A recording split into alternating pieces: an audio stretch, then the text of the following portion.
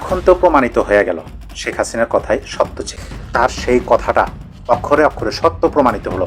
এই কথা কিন্তু হাসিনা দফায় দফায় সংসদের ভেতরে বাইরে তিনি কিন্তু বলেছেন। কালকে একটা ভয়ঙ্কর তথ্য ফাঁস করেছে। আগুন তো লাগিয়েছে Yunus. Yunus is the man who has created most of the problems that Bangladesh has with India today. যে কোনো মুহূর্তে ইলেকশনস গুলি ক্যান্সেল হতে পারে, 5-6 দিন আগেও ইলেকশন ক্যান্সেল হতে পারে।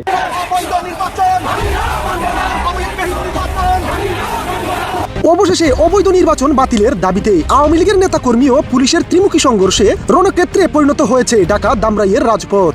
যদি আপনি বাংলাদেশে 5টি সিগন্যাল দেখতে পারেন তাহলে জানবেন যে আওয়ামী লীগ খুব শীঘ্রই ব্যাক করবে। সেই প্রেক্ষাপট যদি বাংলাদেশে আবার তৈরি হয় তাহলে পরে বাংলাদেশের মানুষ কিন্তু আওয়ামী লীগকে গ্রহণ করবে। 5টি সিগন্যাল, এই 5টি সিগন্যালের উপরে ভর করে কিন্তু আওয়ামী লীগ ফিরবে। তো 5টি সিগন্যাল কি কি? দর্শক, নতুন একটা নিউজ আপনাকে স্বাগতম। প্রিয় দর্শক, বাংলাদেশের যে বর্তমান রাজনৈতিক প্রেক্ষাপট এবং যে পরিস্থিতির সৃষ্টি হয়েছে তারই আলোকে আপনাদের সামনে কয়েকটা গুরুত্বপূর্ণ খবর নিয়ে হাজির হয়েছি, যার কিছুটা অংশ বিশেষ ইতিমধ্যেই ভিডিওর শুরুতেই দেখেছেন। তো দর্শক, ভিডিওর শুরুটা দেখেই কিন্তু বুঝতে পেরেছেন যে আজকের নিউজটা ঠিক কতটা গুরুত্বপূর্ণ হতে চলেছে। তাই বলবো যারা ভিডিওটি অন করেছেন না টেনে সম্পূর্ণ নিউজটি মনোযোগ সহকারে দেখতে থাকুন। তো দর্শক, আর দেরি না করে চলুন দেখে আসবো আজকে সেই কাঙ্ক্ষিত ভিডিওগুলো। তবে তার আগে বলবো যারা এখনো চ্যানেলটি সাবস্ক্রাইব করেননি অবশ্যই চ্যানেলটি সাবস্ক্রাইব করে পাশে থাকা বেল আইকনটি ক্লিক করে দিন। আর যারা ইতিমধ্যেই চ্যানেলটি সাবস্ক্রাইব করে রেখেছেন তাদেরকে অসংখ্য ধন্যবাদ। তো চলুন দর্শক, ভিডিওটিতে একটি লাইক দিয়ে আমরা ধারাবাহিকভাবে সবগুলো ভিডিওর আলোচনা দেখে আসি।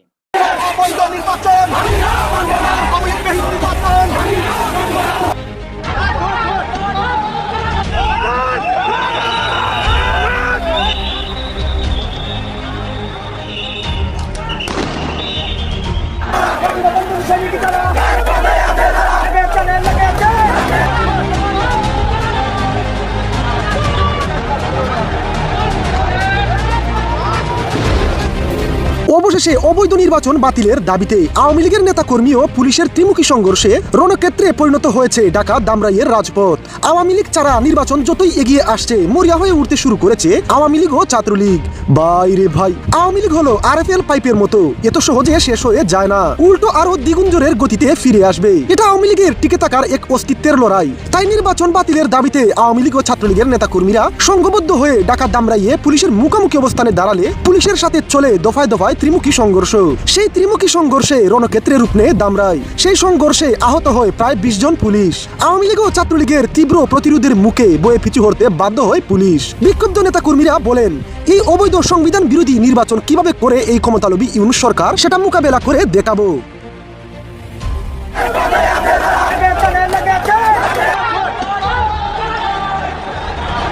বাংলাদেশে নানা রকম মানুষ নানা রকম মত পোষণ করে। অনেকের প্রশ্ন যে ভাই আওয়ামী লীগ কি কখনো ফিরবে, আর ফিরলেও কতটা সময় লাগতে পারে, আওয়ামী লীগ কি কামব্যাক করবে, করলে পারে কিভাবে করবে?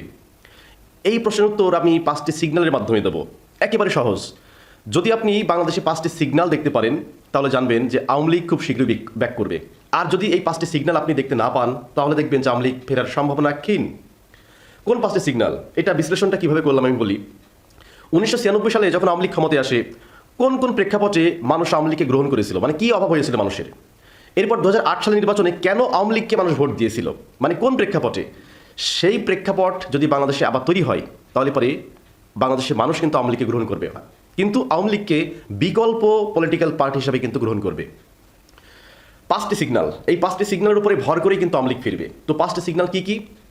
প্রথম যে সিগন্যালটা সেটা হচ্ছে অতিমাত্রায় চাঁদাবাজি বেড়ে যাওয়া। যখন দেখবেন যে বাংলাদেশে অতিমাত্রায় চাঁদাবাজি বেড়ে গেছে তখন জানবেন যে বাংলাদেশের খেটে খাওয়া মানুষ বিকল্প দল হিসাবে আওয়ামী লীগকে বেছে নিতে পছন্দ করবে। আমরা ইতিমধ্যে দেখেছি যে গুলিস্থানে যে সমস্ত হকার আছে তারা বলতেছে যে আগে আমরা এখান থেকে চাঁদা দিতাম 5,000 টাকা, এখন সেই চাঁদা নিচ্ছে 10,000 টাকা। তাহলে পরে আগে যে চাঁদা নিত সেই তো ভালো ছিল। জাস্ট প্রেক্ষাপট। তো এইরকম যখন দেখবেন যে চাঁদাবাজের পরিমাণটা সবচেয়ে বেড়ে গেছে এবং চাঁদাবাজকে আপনি ঠেকাতে পারছেন না, তখন মানুষ কি বলবে জানেন? যে এই চাঁদাবাজদেরকে রুখতে হলে পারে, কারণ ওদেরকে তো মারার ক্ষমতা আমার নাই, তাদেরকে পিটানোর ক্ষমতা আমার নাই, তো সুতরাং ওদেরকে যারা পিটাতে পারবে তাদেরকে আনতে হবে। এই প্রশ্নটা যখন মানুষের মধ্যে চলে আসবে তখন দেখবেন যে আওয়ামী লীগ কামব্যাক করার সম্ভাবনা বেড়ে যাবে। এরপর 2 নাম্বার যে সিগন্যালটা, যখন দেখবেন যে বাংলাদেশে নারীর প্রতি বিদ্বেষ বেড়ে গেছে, নারীর প্রতি বিদ্বেষ বেড়ে যাওয়া মানে এই ইস্যু ধরে আওয়ামী লীগ কিন্তু কামব্যাক করবে। কারণ বাংলাদেশে যখন মৌলবাদী শক্তির উত্থান ঘটবে, তারা যদি বলে উন্না কিভাবে পড়তে হবে, এটা যদি নারীদেরকে শিখিয়ে দেয়। যেমন আমরা ইতিমধ্যে দেখেছি নারীদের অনেক ফুটবল টিমের উপরে হামলা করা হচ্ছে, বিভিন্ন সংবাদ সম্মেলনে নারীদেরকে প্রবেশ করতে দেওয়া হচ্ছে না। এই যে নারীদেরকে একটা দমিয়ে রাখার চিন্তা, নারীরা যখন মনে করবে যে আমরা স্বাধীনতা পাচ্ছি না, নারীরা কিন্তু কম্পেয়ার করতে পারে যে আওয়ামী লীগের আমলে আমরা এত স্বাধীন ছিলাম, ইচ্ছা মতো চলাফেরা করতে পারতাম, ইচ্ছা মতো কথা বলতে পারতাম, ইচ্ছা মতো যেখানে সেখানে যাইতে পারতাম, অর্থাৎ আমাদের একটা পূর্ণাঙ্গ স্বাধীনতা ছিল। কিন্তু এখন দিনের পর দিন আমাদের সেই স্বাধীনতা খর্ব হচ্ছে। এই দেশে কিন্তু নারীদের একটা হিউজ পরিমাণ ভোট ব্যাংক। এই ভোটটা তখন আওয়ামী লীগ ক্যাপচার করার চেষ্টা করবে। আওয়ামী লীগ এইটা বোঝানোর চেষ্টা করবে যে আমরা যদি ক্ষমতায় আসি তোমরা স্বাধীনভাবে চলাফেরা করতে পারবা, আমরা যদি ক্ষমতায় আসি তোমরা ফুটবল খেলতে পারবা, হকি বল খেলতে পারবা, তোমরা তোমাদের স্বইচ্ছায় কর্মসংস্থান করতে পারবা, তোমরা এগিয়ে যেতে পারবা। তোমাদের এগিয়ে যাওয়ার পথে যদি কেউ বাধা হয়ে দাঁড়ায় তার ঠ্যাং আমরা ভেঙে দেবো। এবং আওয়ামী লীগের এই প্রতিশ্রুতি কিন্তু নারীরা বিশ্বাস করে, কারণ তারা আওয়ামী লীগের শাসনামল দেখেছে, তারা স্বাধীন ছিল। তো সুতরাং যখন দেখবেন যে বাংলাদেশে নারী বিদ্বেষীর সংখ্যাটা বেড়ে যাচ্ছে, এই ইস্যুটাকে কেন্দ্র করে আওয়ামী লীগ ফিরে আসার সম্ভাবনা অনেক কিন্তু বেশি। এরপর 3 নম্বর যে সিগন্যালটা দেখলে আপনি বুঝতে পারবেন যে আওয়ামী লীগ কামব্যাক করতে পারে, সেটা হচ্ছে মৌলবাদী শক্তির উত্থান ঘটলে পারে। যেমন আমরা দেখেছিলাম যে এই যে 8 আওয়ামী লীগ কেন ক্ষমতায় আসে, এর কারণ এর আগে বাংলা ভাইয়ের জন্ম হয়। মানে তখন মৌলবাদ শক্তি এত অধিপত্য ছিল যে তাদের কথার বিরুদ্ধে গেলে পারে আপনাকে বিভিন্ন রকমের ফতোয়া দিয়ে বা বিভিন্ন রকমের তকমা লাগিয়ে আপনার জীবনটাকে শেষ করে দিবে। যেখানে সেখানে আপনার উপরে হামলা করতে পারে, তৌহিদি জনতার নাম দিয়ে আপনার উপরে হামলা করতে পারে। এই যে একটা উগ্রবাদী শক্তি বা যেটিকে আমরা বলতে পারি মৌলবাদ, এই মৌলবাদ যখন মাথাচাড়া দিয়ে উঠবে, এইটার উপরে ভিত্তি করে আওয়ামী লীগ কিন্তু কামব্যাক করবে। কারণ আওয়ামী লীগ সবসময় এইটা বোঝানোর চেষ্টা করে যে মৌলবাদ শক্তি দমনের জন্য আমাদের কোনো বিকল্প নেই। আমরা একমাত্র দল, আমরা গণতন্ত্রে বিশ্বাসী, আমরা ধর্মনিরপেক্ষতায় বিশ্বাসী, আমরা মানুষের অধিকার সমানভাবে বন্টনের ক্ষেত্রে বিশ্বাসী। তো সুতরাং আমাদেরকে ক্ষমতায় আনো, তোমরা স্বাধীনভাবে বাংলাদেশে বসবাস করতে পারবে।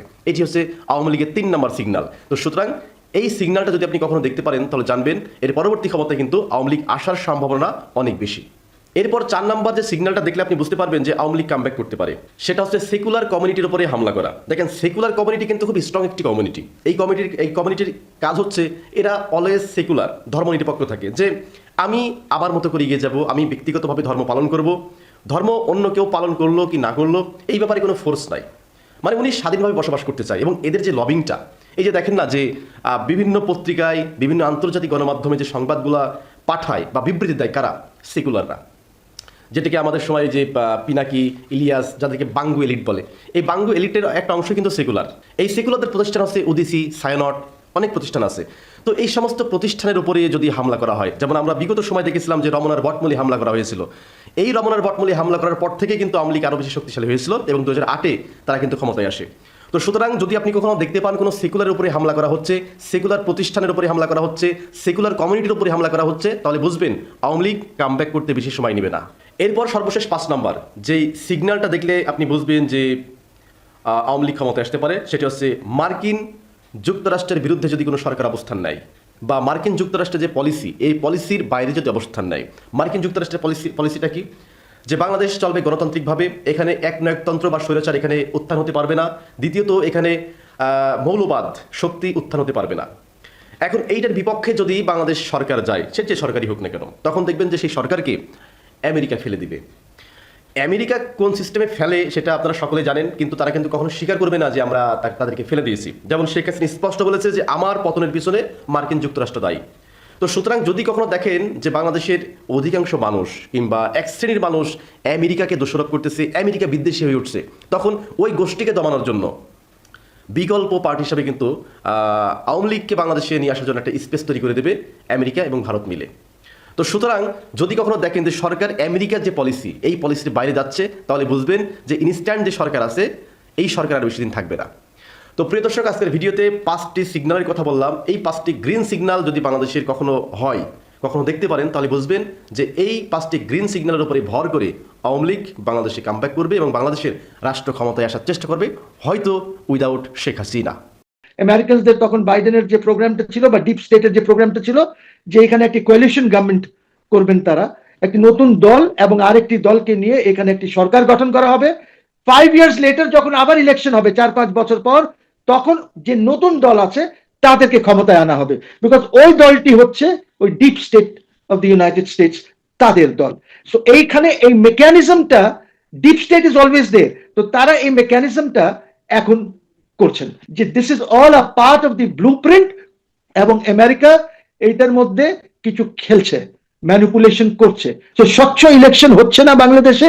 বাংলাদেশে যদি হয় ইলেকশনস, যদি, তাহলে this will be rigged elections, engineered elections. আর আমি এখনো মনে করি যে যে কোনো মুহূর্তে ইলেকশনস গুলি ক্যান্সেলড হতে পারে। আগুন তো লাগিয়েছে Yunus. Yunus is the man who has created most of the problems that Bangladesh has with India today. এই জন্য বলছি যে ইলেকশন নাও হতে পারে, কেওস বাড়বে। 5-6 দিন আগেও ইলেকশন ক্যান্সেল হতো।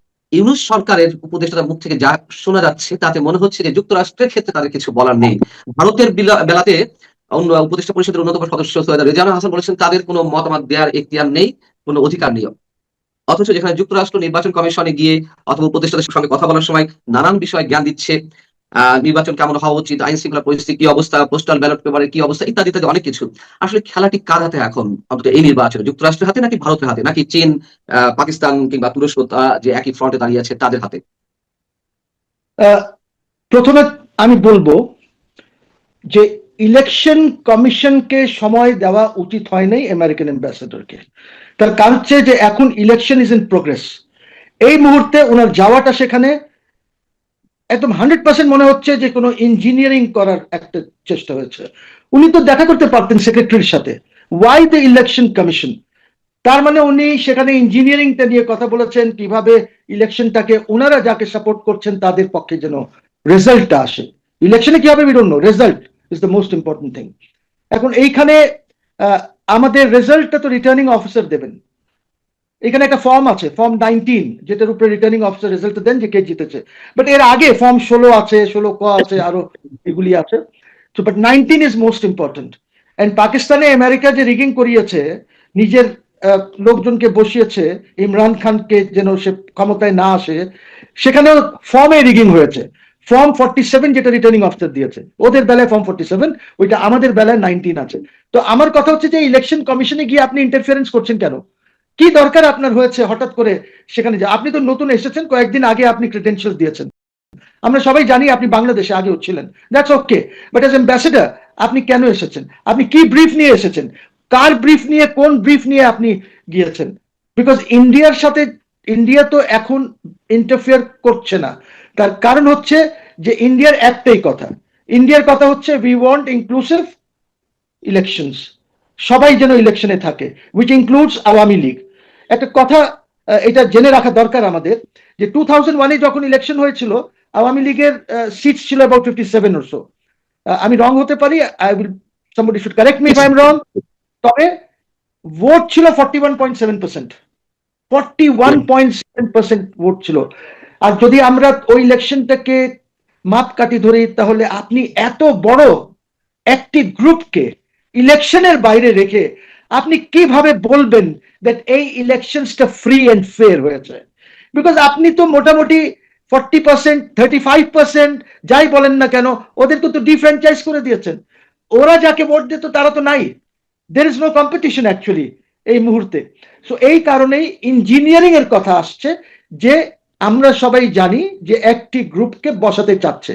আগের থেকেই আমরা জানি যে একটি নতুন দল গঠন করা হবে। দিস ইজ যখন শেখ হাসিনা ক্ষমতায় ছিলেন, তখন আমরা জানতাম আমেরিকানসদের, তখন বাইডেনের যে প্রোগ্রামটা ছিল বা ডিপ স্টেটের যে প্রোগ্রামটা ছিল, যে এখানে একটি কোয়ালিশন গভর্নমেন্ট করবেন তারা, একটি নতুন দল এবং আরেকটি দলকে নিয়ে এখানে একটি সরকার গঠন করা হবে। 5 years later যখন আবার ইলেকশন হবে 4-5 বছর পর, তখন যে নতুন দল আছে তাদেরকে ক্ষমতায় আনা হবে। বিকজ ওই দলটি হচ্ছে ওই deep state of the United States, তাদের দল। সো এইখানে এই মেকানিজমটা, deep state is always there, তো তারা এই মেকানিজমটা এখন করছেন।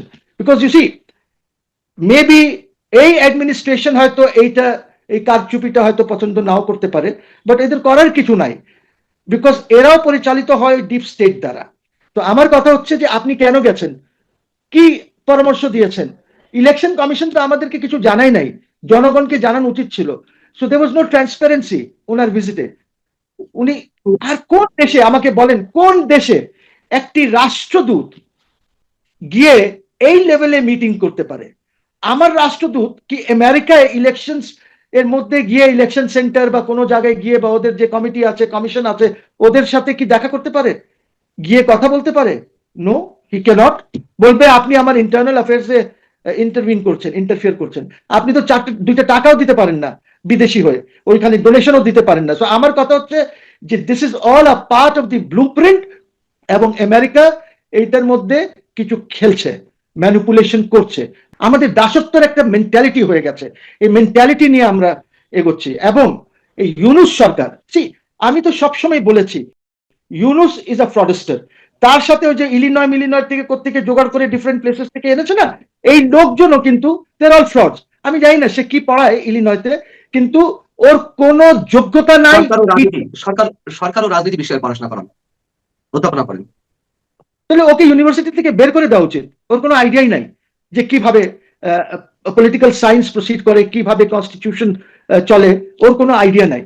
ওয়াই আইল টেল ইউ, আপনি একটা গণভোট দিচ্ছেন, গণভোটকে আপনি কে সাপোর্ট করার?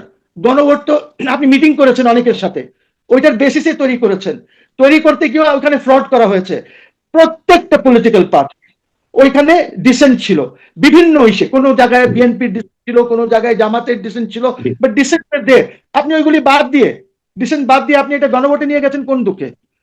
এখন আপনি এই ইলেকশন কিসের জন্য করছেন? ক্ষমতার জন্য? যে পার্লামেন্ট আসবে তাদেরকে ক্ষমতা হ্যান্ড ওভার করবেন আপনি, অর্থাৎ একটা নতুন প্রধানমন্ত্রী হবে নাকি? না আপনি এটাকে কনস্টিটিউয়েন্ট অ্যাসেম্বলি বানাচ্ছেন? Nothing is clear, nothing is clear.